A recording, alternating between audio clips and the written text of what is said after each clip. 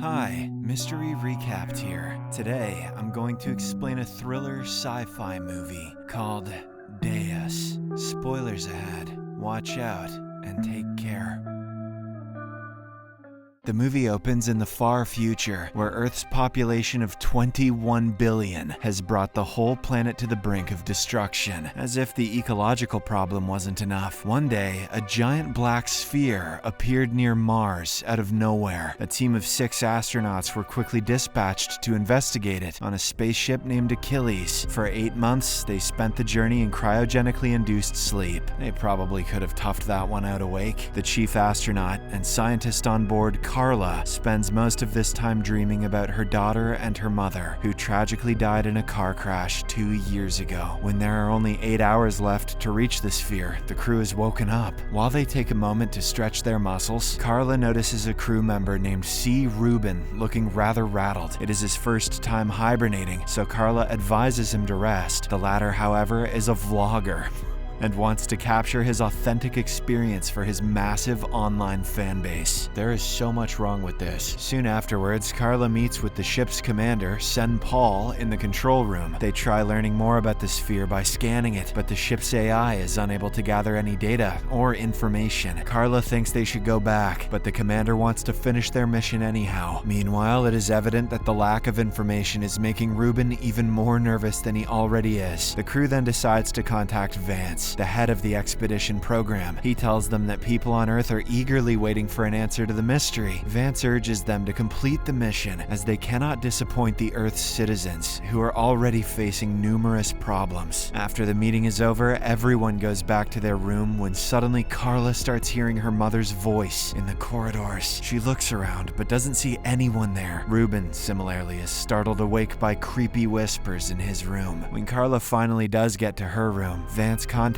her through a video call. He seems to be worried about her because she's been looking extremely tense. As Carla assures him that she's fine, the call is abruptly cut off. The ship's AI announces that the sphere is causing several anomalies in its system. This worries Carla, so she runs to the main deck and finds the mysterious sphere, shooting a bright beam of light at the ship. The rest of the team also arrive at the spot and watch in utter shock. Meanwhile, a crew member named Tez points out the light seems to be a way to show the ship where to go. Good observation, Tez. As the Achilles continues to get closer, the AI picks up a noise coming from the sphere. Carla quickly analyzes it along with the others, decodes a message that repeatedly says Deus, the Latin word for God. Rubin seems to be perturbed by this and asks the crew to return back. Carla also thinks that they should pause the trip and wait until the AI fixes the communication devices, but Paul decides to keep going. Afterward, the crew checks on Rubin and finds him crying in the corridor. He's still panicking and says the light is Judgment Day sent by God. Why would an astronaut be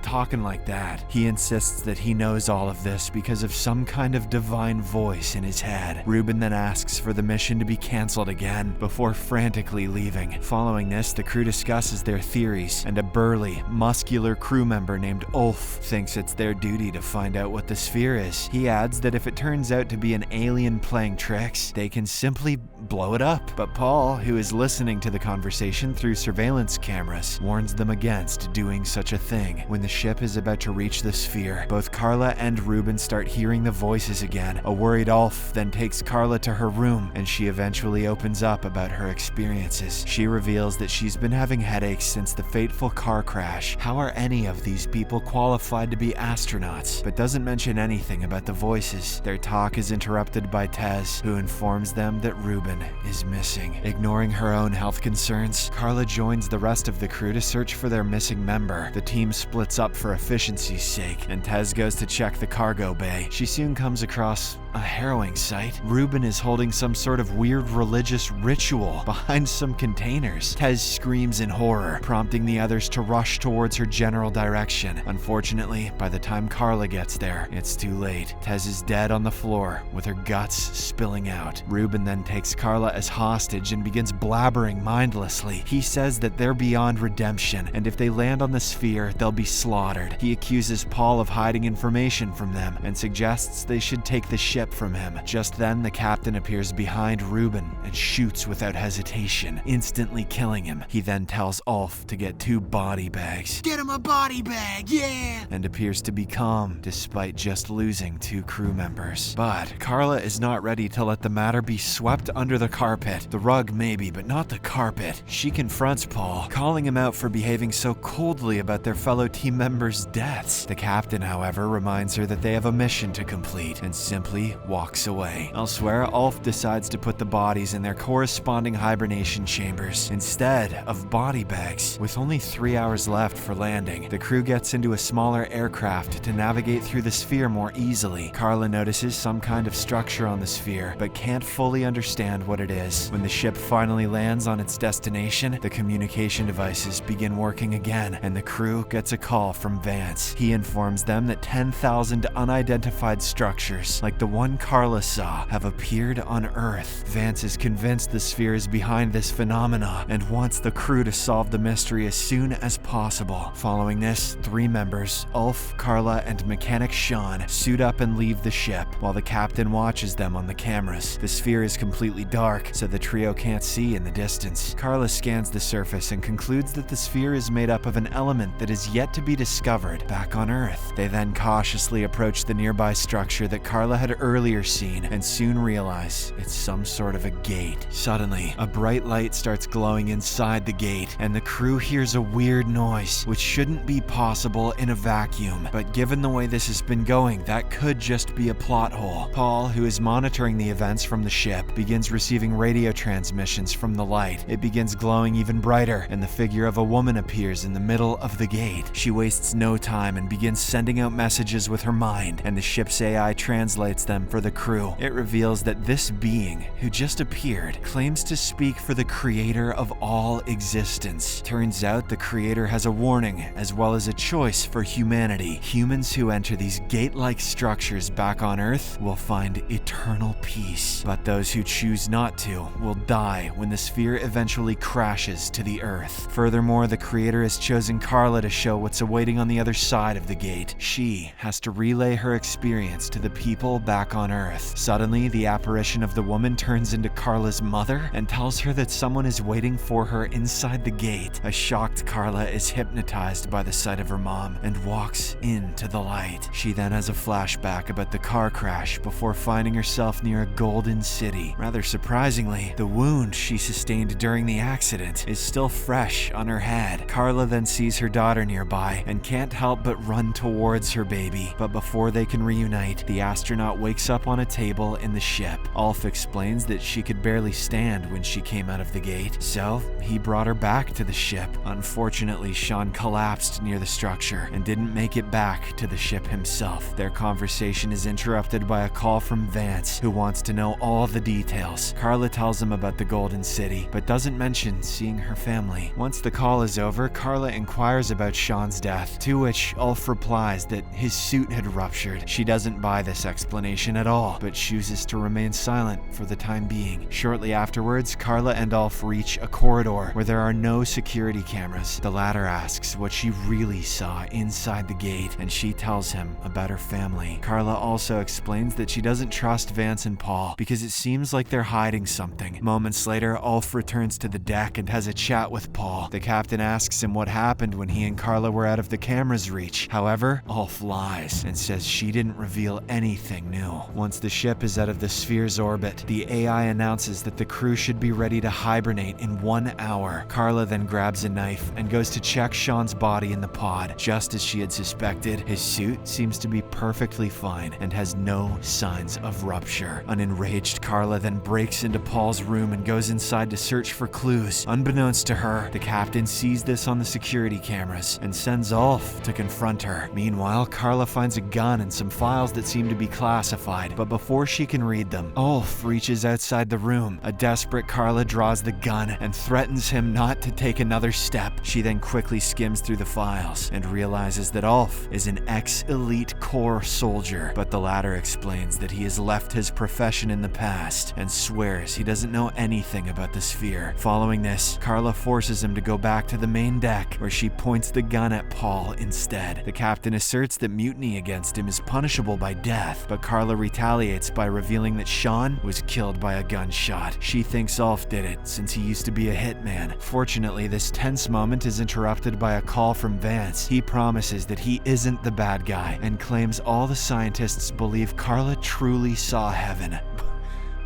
He furthermore reveals that he had earlier broadcasted footage of the sphere. Having seen that video, billions of people on Earth have gathered on the streets, desperate to leave the planet. This information leaves Carla in shock, and Paul ends up jumping on her. After a brief skirmish, Carla manages to shoot the captain in the chest, instantly killing him. She's also injured in the fight and is bleeding from her abdomen region. Nonetheless, Carla points the gun at Ulf, who finally admits to killing Sean. He had been wary of the mechanic, who is growing increasingly suspicious about Ulf's true intentions, but he doesn't want to kill her because he also wants to know the truth about the sphere and what she saw. Carla, who is extremely hurt, decides to trust Ulf and lets him bandage her wound. After a while, she feels a lot better. Band-aids are great, and admits that she wants to go back to the sphere. This is almost impossible, as Vance controls the ship's AI, essentially dictating where the vessel goes. Ulf then reveals that he has the code to override the AI, but they would have to drop a lot of weight off the ship to do so. They'd lose the main propulsion, and their trip back to Earth would take more than 5 years. Upon hearing this, Carla loses all hope, but Ulf says he has an alternate plan up his sleeve. Shortly afterwards, Carla returns to the deck and calls Vance once more. She is fully convinced that this whole sphere thing is a lie, and tells him she'll destroy it if necessary. This forces Vance to reveal the entire truth, and he activates some classified files. They show the manufacturing process of the element Carla found earlier. Vance also admits that he was the one who built the sphere using that particular element. Turns out he did all of this to save Earth from overpopulation by killing 15 billion people. There's no God in the gate, and the sphere can't actually destroy Earth. Instead, it was all a lie to make people panic, prompting them to run towards the gates that appeared all over the planet. These poor people thought they were entering heaven, but they were actually walking to their deaths. However, Carla doesn't understand how she hurt her family after entering the gate. Vance then admits that he installed a chip in her head 2 years ago, right after the accident. He also takes responsibility for the car crash that killed her family. What? Everything has been part of his plan to train Carla for this trip. Upon hearing this, a stunned Carla begins sobbing and calls him a monster. Right at this moment, Ulf contacts her, announcing that he's got his hands on the Achilles' core. Vance suddenly realizes the duo is planning to destroy the sphere. He thus orders the AI to begin the ship's auto-destruct sequence. Alarms soon start blaring, and the AI announces that the Achilles will explode in 3 minutes. This enrages Carla, so she furiously shoots the hologram machine, ending Vance's call. She then contacts Ulf, who gives her the code to separate the main ship from the huge structure that holds the cargo. However, Ulf is still stuck in the elevator that connects the cargo area to the main ship. It doesn't move fast enough for him to return to the ship's deck in time. He tells Carla to leave without him, which she initially refuses to do. But just then, the self-destruction timer rings, and the Achilles begins exploding at multiple spots at once. Carla has no choice but to separate the ship, and watches in horror as the rest of the spacecraft is utterly destroyed. However, Ulf suddenly contacts her, revealing that he crossed over at the very last moment. The duo later celebrates their survival with a drink, and they discuss what they should do further. Ulf explains that since they lost half of the Achilles, the detonation of the ship's core will have to be done manually. Carla realizes there is no other way to destroy the sphere, and says they'll do it together. However, when the ship lands on the sphere, Ulf closes the door behind him, which leaves Carla inside. He tells her to go back to Earth so that she can tell everyone the truth. Carla, realizing that the decision has been made, bids a final goodbye to Ulf. She then flies the ship,